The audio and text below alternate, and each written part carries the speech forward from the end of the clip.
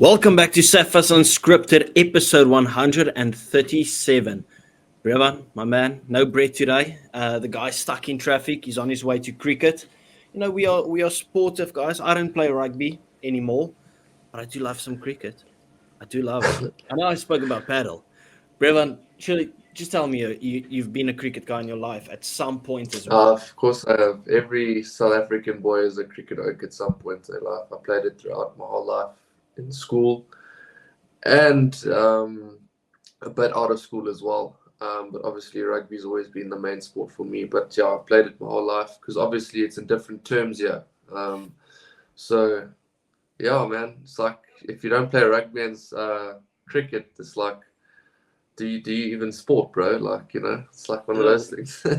What are you doing with your life? Come on. Exactly. I mean, cricket is that one thing, right? That everyone loves it, but like, if let's say you're just a batsman, if you shit for one game, you sit next to that field for hours, and it has the potential of being that one sport that you kind of more enjoy not playing than actually playing it, because there's always the beers afterwards, watching some ruggers or something in the clubhouse. Like the afters, the before the game and after the game is always the best. And when you play like at just like a casual level at like a club, right, you get people that show up with a hangover or they get hungover right really quickly after the game, like they just piss down some drinks or whatever. So it's just vibes. So I can't blame the guy for actually going out and enjoying the life on the cricket field. Anyway, let's get into the episode. People, please do remember to like and subscribe. The growth has been growing. Okay, that hasn't made any sense, but we appreciate you guys. Literally just hit 1,500 subs. Wow, insane. Yeah, That's like crazy. a minute ago. I watched and I was like, we're going to be one away. So yeah, we've hit 1,500. Thank you very much, guys. Yeah, We do appreciate it. Anyway, but I want to once again, as always, we highlight some of the comments from the previous episode. And I'll start off with Cameron JK. He came through, Brevan. We had the discussion about Steve Hansen and Rassie. And he said, Rassie can't be compared to Steve Hansen. The eras aren't the same. They had different rules, and the All Blacks was just far ahead of everyone else. We're in a bit more of a competitive game at the moment. And I felt like, even though we said we don't disrespect Steve Hansen, we have to put respect on what he did. Obviously, even if you take over a great team, to have that winning record of 92%, it was never we are going to can we beat the All Blacks. It's always like, how much are we losing by? That was kind of the expectation going into it. And it takes a class coach to get that done. Like, obviously they've done two totally different jobs, but probably like Rassie has done the best job he possibly can. And if you look at Steve Hansen, he's done the best job he possibly can. Because what didn't Steve Hansen win that was still there to do? He had the Freedom Cup, played a slow, a Rugby World Cup, and he was in the coaching staff, obviously, before then as well. So, I mean, I kind of get what Cameron is saying in terms of it was different eras. You gotta look at it that way. Do you agree? At some degree, because if you look at just within, if you're using eras, I just think 2015 and 2024 is not that far apart. There may have been slight rule changes, but overall the game's pretty much the same.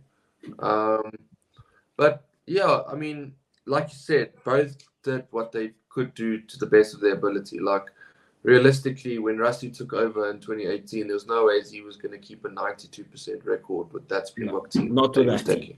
No. So, I mean, it wasn't even realistic to win the 2019 World Cup. It really wasn't. And it's not realistic. It's not realistic now to keep a 92% winning record. If you look at how competitive the teams are and stuff, I mean, it's ridiculous. Like, that was an amazing feat. 92% in what, like 4 years? Absolutely ridiculous. Anyway, next comment was, this comes from alias Jets, or I don't even know how to pronounce it, but we had the debate about what was it, 2009 Bulls versus the Stormers of 2022. And he just said, it's plain and simple. And that's why I told you, Bulls won 3 Super Rugby trophies. There's no comparison. Don't kid yourself. The Bulls are head and shoulders better. Yeah, look, I wanted to say that, tend but to I just had agree. to keep the convo interesting, eh? That, you know, Yeah. just I couldn't be Comparing that one guy. URC to a Bulls team that was absolutely on fire. Yeah, crazy. I mean, obviously, I'd always back the Bulls, but if you just look at the team, it was just that team was superhuman. It was like every time I watched them, I was like, you're basically watching the Springboks play in blue. It was just one of those. It was Yeah. yeah, crazy, No. And crazy. just a team full of superstars. Full of Mm. superstars. Like Like the you look at best it, you had to like that offer. 2022 Stormers team is very good. Yet most of the Springboks are at the Sharks and the Bulls. So I'm just like, okay, well, it is what it is, right? Because the Bulls also did it over a couple of seasons. Like that, it was known the Bulls are the team in South Africa. Like the Stormers were nowhere at that time. Anyway, the final one, Awkward. Grijvenstein once again comes through, and we said, listen, if we get a guest on, someone has to sit out, and he's come out and he said, no one sits out. You are the podcast. Go watch More or Nothing, and when they have a guest on, they're all in it. I'll be pissed if one of you sit out. And Awkward, you have fired me up. Okay, just thinking like, falls a But the crown. thing You is, it's know? not because we don't want to sit out. It's just there's only 3 slots available on the camera. Like it's not much Well, more. we can do 4, right? Because we can obviously switch it, and it can look something like this, and then 2 at the bottom or something like that, right? But then you Oh, have these okay. black screens everywhere, and it's just like I was thinking, if there's a 4th person, let's say the guest. So we all ask the guest a question because obviously he does the most talking. Hmm. The 2 others have to sit quiet. Then it's the question for another guy, and 2 others have to sit quiet, and then it's a question from the other guy. And every time the guest has to speak, and it's like, yeah, well, it's obviously you can show your personality a bit more when it's something like live, but when we all on screen and you just like see 3 of the people sitting still. Mm, Yeah. mm. Like it's a bit much, but I mean, obviously you can always make it work. But yeah, it is something to think about. I do love it when the people in the comments come through and they say we want all 3 of you. That's why we came here initially. So yeah, Awkward, we will do you the favor, and all of us will be in all of the podcasts if there's a guest. Okay, no one will Yeah. sit out. No one will purposefully just sit out. If someone can't make it, they can't make it, but we won't just sit out. Everyone, Yes, sir. looking for URC. That is what we are here for. People, Yeah. click the link in the description, join our SUPERBRU pool because it's saucy, and the 3 of us are doing absolutely shit. So no, I have a reason because I missed the whole of the first round, I believe. Then I missed the first 2 of the next round, and then remembered, oh flip, I have to put my other picks in. I And don't then want to the hear last excuses, weekend, Brelan. no, I'm always at the Humble top, pie, man. you're trash at It's this. You're no absolutely ways. trash. I've out of like the 4 we've done, I've always finished top. But anyways, it is a big weekend. Like I'm super glad that the Bulls sent their strongest possible team they could have down to the UK. It's a must win for every single game on that tour because that will literally put you in such a good position come the end of the season. Yeah. And yeah, I mean, obviously, Stormers on a high, Sharks will be buzzing with their win, and Lions are just, I mean, let's see Did what you they can just give do. away that you're going for a clean away sweep?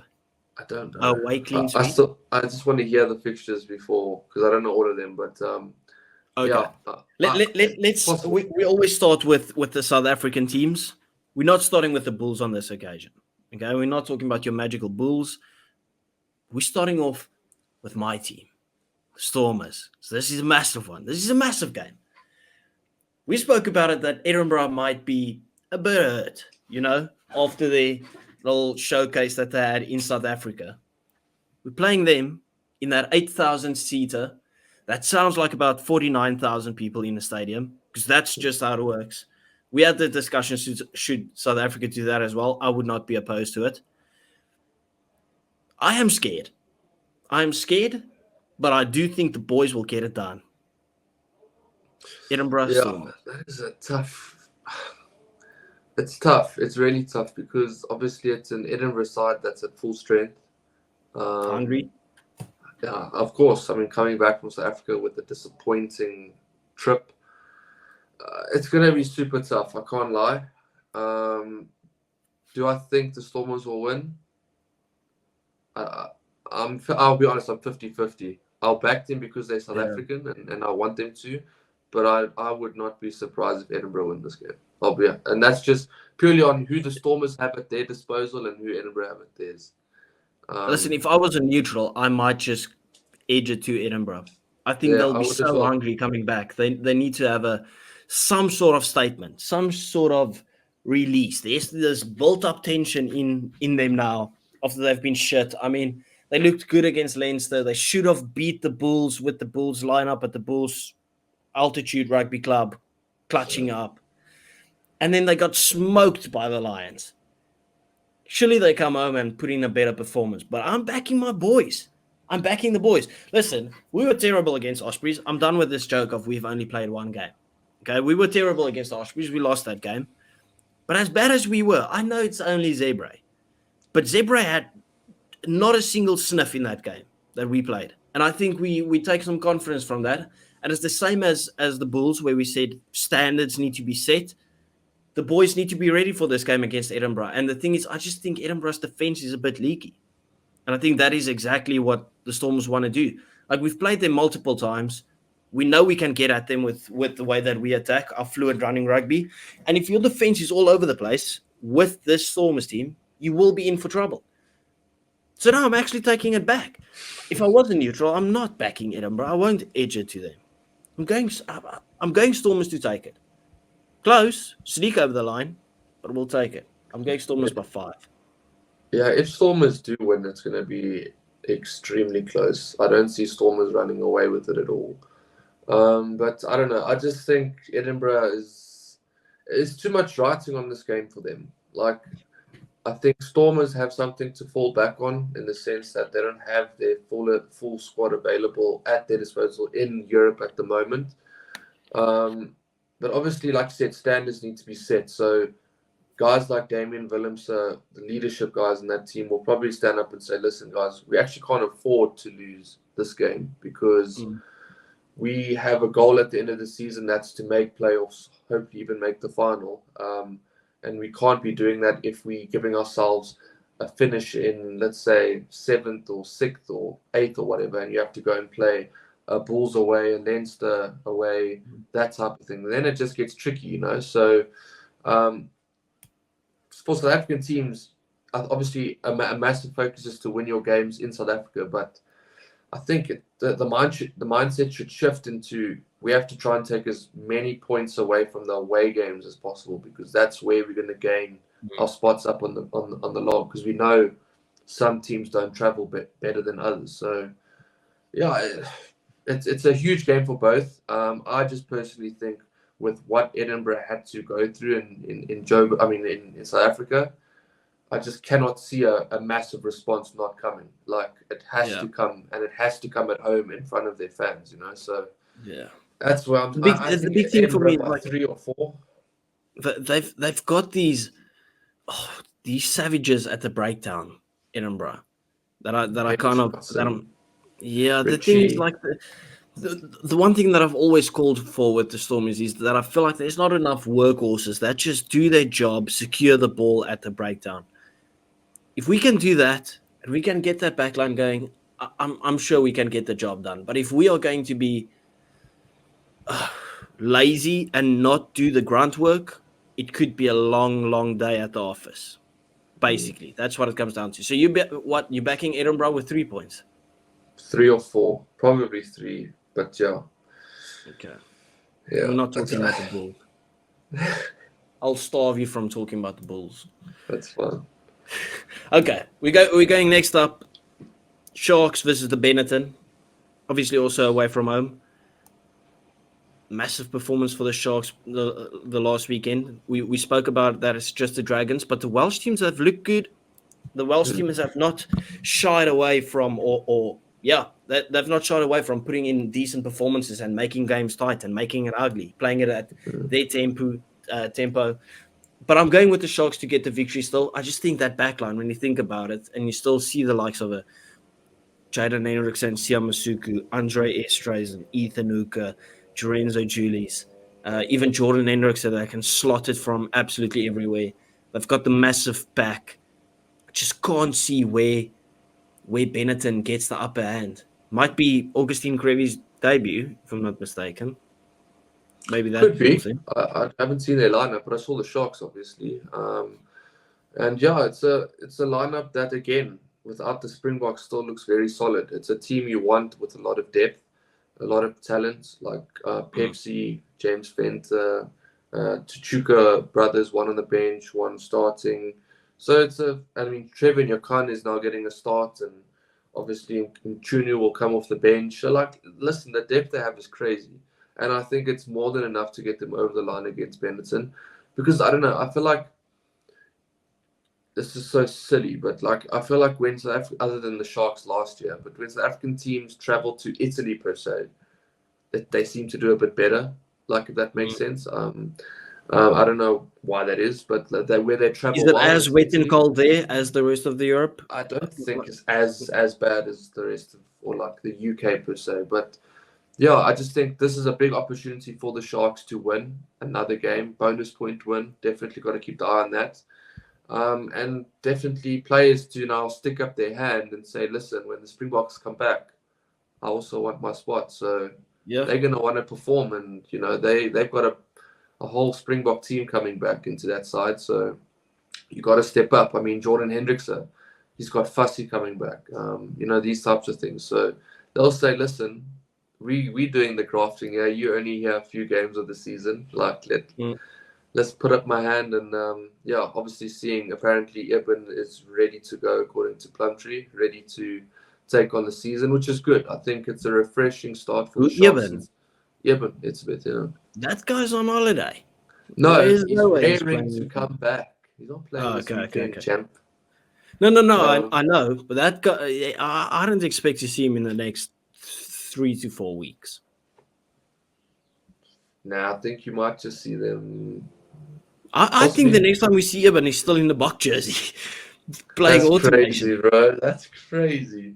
I would be fuming if I'm a Sharks fan. No, maybe he plays like 2 games before then. Yeah, Something. I'm sure he'll play a few. But otherwise, yeah, like I said, I think everyone just wants to stick up their hand and say, listen, we can also do a job for this franchise. And yeah, so a big game for the Sharks. And I do back them to win by my opinion 10+. on 10 plus. My opinion on this is purely based on, well, obviously, I do believe the Sharks will have a good season, but how bad Benetton's been this far. They've been so leaky.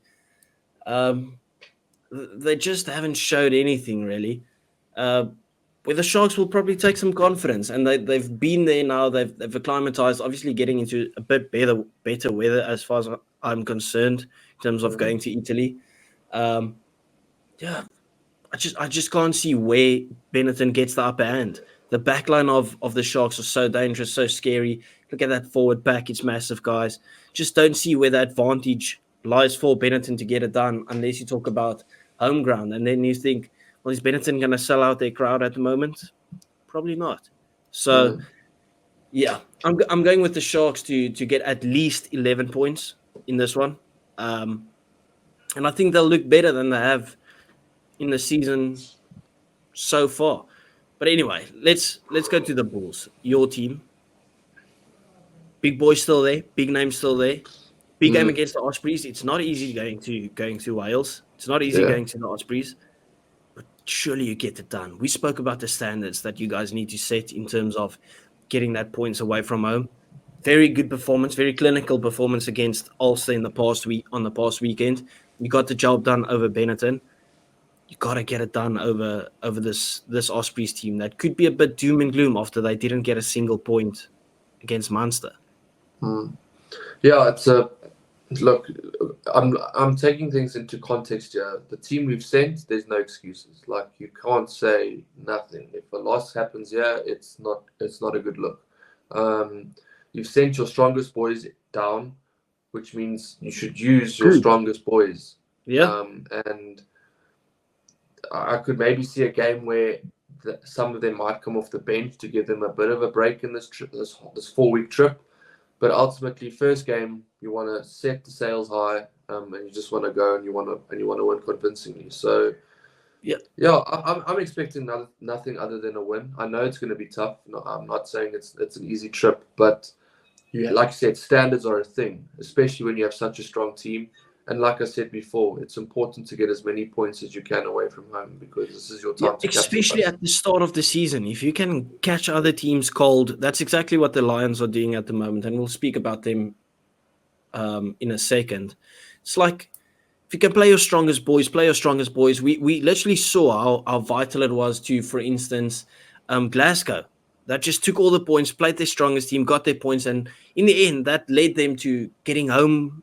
What was it? Home quarterfinals and whatever. Not a home semi-final, not a home final, because they obviously dropped off at the end. But you saw how vital it was.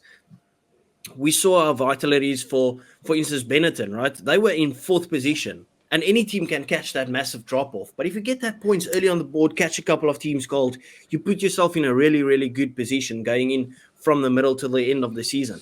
So the Bulls play your away games, play a full strength team. The boys are still nice and warm coming back from the rugby championship. I don't think there's too tired bodies. Rusty did everyone a favor by rotating the team that much. And they'll want to be fired up going into the autumn nations as well. So play your boys. There's no resting opportunities at the start of the season. You got to go Yeah. out there and you got to smash them. I'm going Bulls to get a very clinical victory. I'm going with the Bulls to pull off kind of an upset in terms of by how many points they win. I'm going Bulls by 16. Okay, That yeah. physical dominance. I'm on the same page. Maybe not as much, but I think it's going to be over 10, maybe even over 12. Like it has to be clinical, like you said, and it just has to be. I mean, you have to make a statement for the rest of the tour because if you start off doom and gloom, it kind of like sets the mood, which is not great. So, yeah, gotta win convincingly and get. I think it's a game to target a bonus point, so they must go all out. Yeah.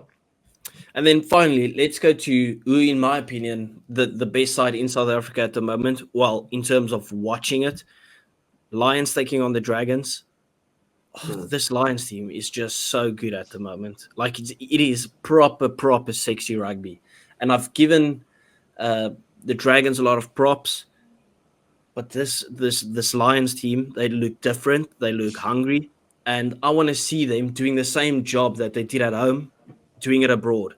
Like if they can play that nice fluent running rugby where the chemistry just flows and the backline works, Edwin van der Merwe will be hungry. Kate Voliter, I don't think is back, but Quan Horn taking that form in to this game. Who's the winger? Is it Raps and Edwall? Yeah, Raps scored a hat trick against Edinburgh. We didn't even bring him up as one of the standout players, but he's been outstanding for them. You know, look at that forward pack.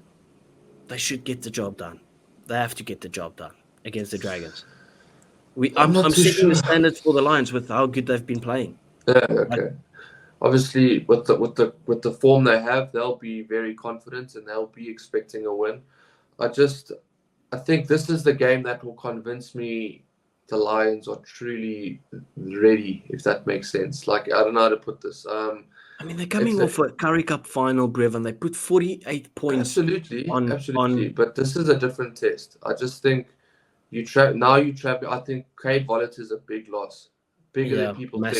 Massive. He's been so good in that 10 jersey. But I just think they don't have. Well, look, they've been very good, and like you said, arguably being the best looking team in the South African teams overall. But I just think, for example, I'm not worried per se about a Bulls. Okay, it's going to be tough, but because of the leadership and the experience they have in that team and what they offer, it's just this Lions team. I sweated for them because it's not easy, like I said, traveling, and especially when you don't have your 10 who's been phenomenal. But no, Amba's done a job at 10. Like if he gets picked as that 10 again, he did it last season when they were looking good.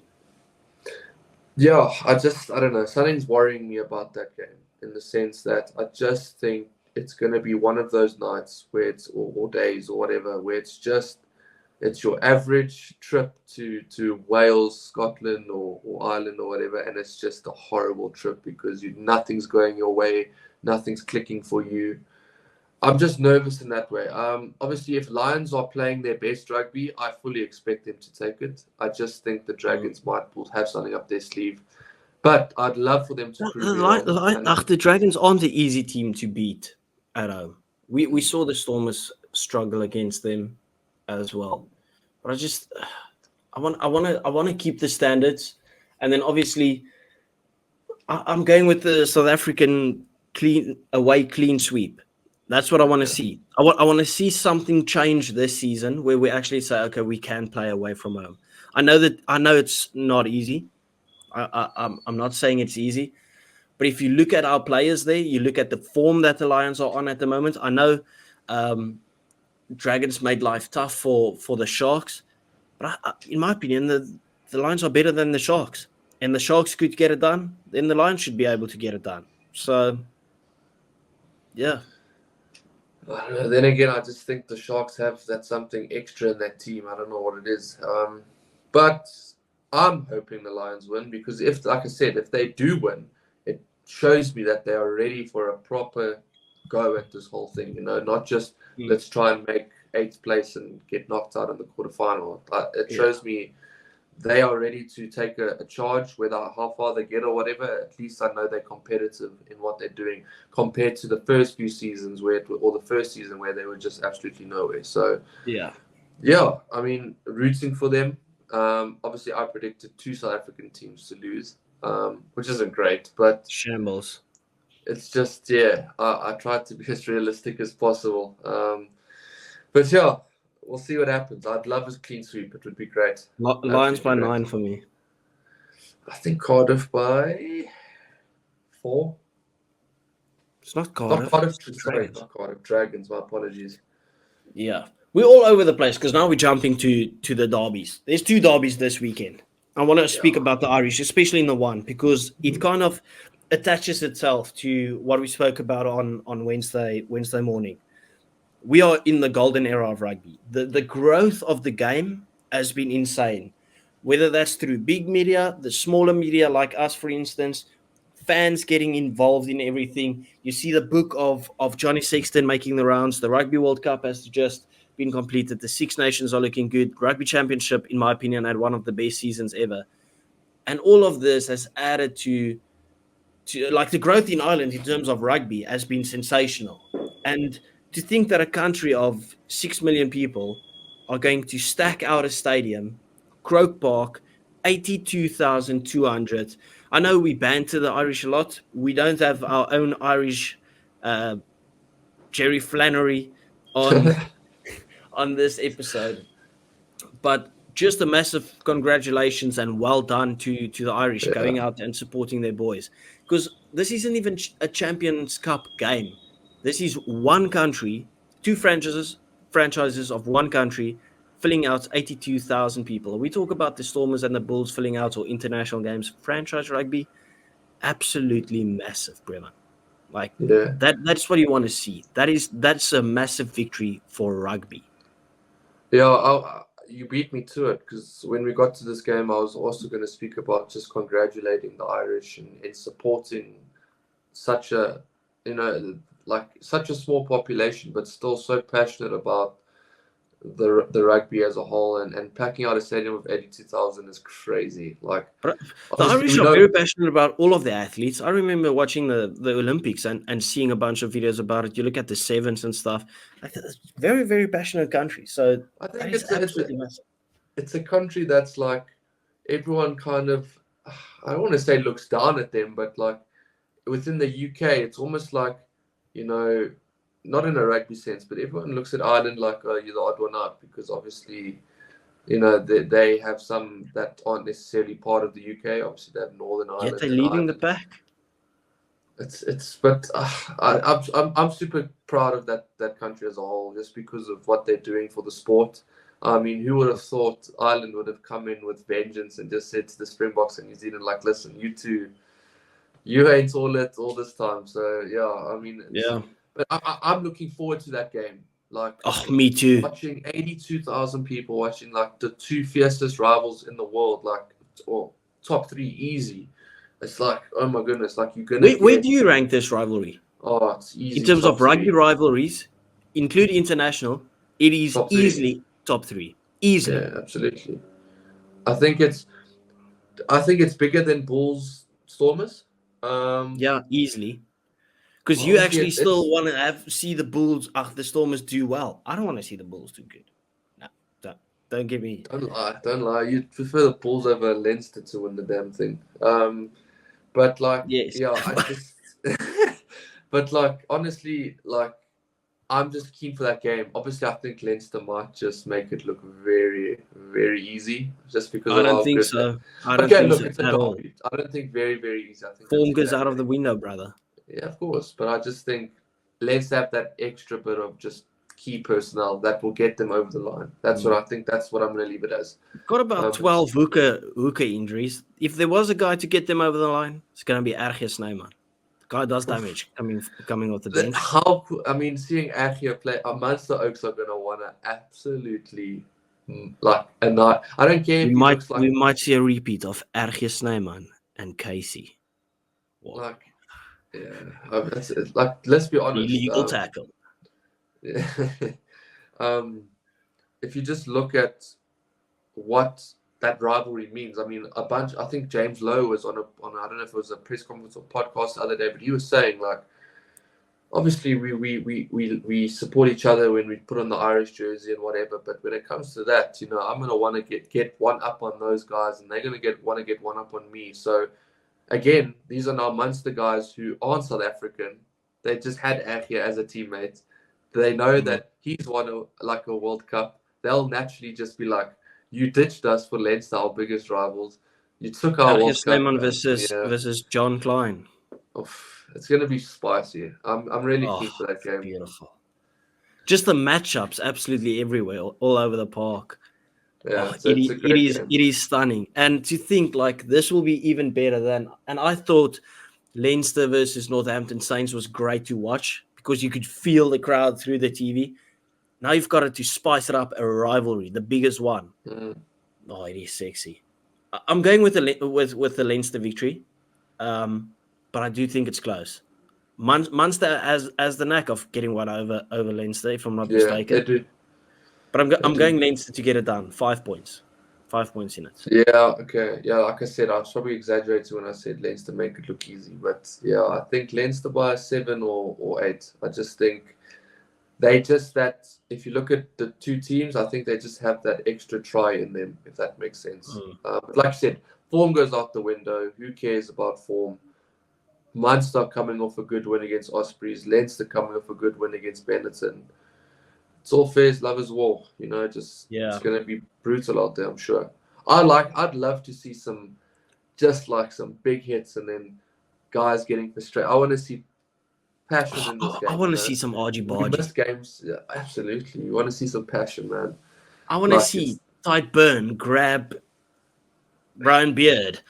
I just want to see like the Irish guys go up against each other, Frawley and Crowley just like grabbing each other. I'm gonna be the fucking 10. I'm gonna be the fucking 10. just like stuff like that. Or Casey and what's it? Hamza Chumayev. Oh yeah, keeps. Because of the new haircut, eh? Yeah, see. Yeah, man's gone bald. Bald. Yeah. Anyway, I'm very excited for that one. Moving on to the other derby as well. Also the Irish derby, Ulster versus Connacht, and I think that one's going to be saucy as well. I can't talk too much about that one, like I spoke about Leinster and Munster. But Connacht have been looking good, and I think the return fixture finally home again after they got the victory over Glasgow in the first week of the season. I'm going to back Ulster to get it done. Yeah. I think there's a big performance on the cards for them. And I just think they're a tad better than Connacht, where Connacht kind of fluctuates depending on the team that they play. If they play a weak team, they play badly. If they play a good team, they play pretty well. So overall, I think it's going to be a close game, but I'm backing Ulster to get it done. 8 points. Yeah. No, I agree. Kick at the end. I also think Ulster will edge it. Who's at home? Ulster? Yeah. Home ground advantage. I'm going for that. I think they'll just edge it. I'm going to go Ulster by 6. Okay. Fair enough. Let's quickly fly through the rest of it. Let me just get it. Okay, first game of the weekend, Glasgow versus Zebra. There's not much to say really about this one. Glasgow should win that very convincingly. They've just been so clinical in attack. There's no Tua Plotty this weekend, but there's Hugh Jones again. So I'm going Glasgow to put on at least 25 points on them. Yeah, I agree. I think Glasgow need to win this very convincingly, and I think they will. So, yeah, fair enough. And then the last game to talk about, Cardiff versus Scarlets, another little derby over there. I've just been more impressed by Cardiff, and I've been impressed by them last season as well. Scarlets has impressed me this season, though. I don't think they've been too bad. But then again, I'm just going to back Cardiff. They're playing at home as well. Cardiff, 8 points. They don't win by much, but they don't lose by much. So yeah, like you said, there always that team that finds a way to never get thumped, and you think you should thump them, and they all, they just keep things tight and close and whatever. So, yeah, I think Cardiff. Look, I can't say I know so much about these teams, but I think Cardiff should have enough to edge out. Yeah, Scarlets, eh? Yeah, yeah, that's correct. We'll just see. Have we missed any games? No, we haven't. That brings us to the end, Brevan. Thank you for joining. Great success. People, like and subscribe, please. We do appreciate you guys, and we will see you next time. Thank you, goodbye, and good night. Cheers.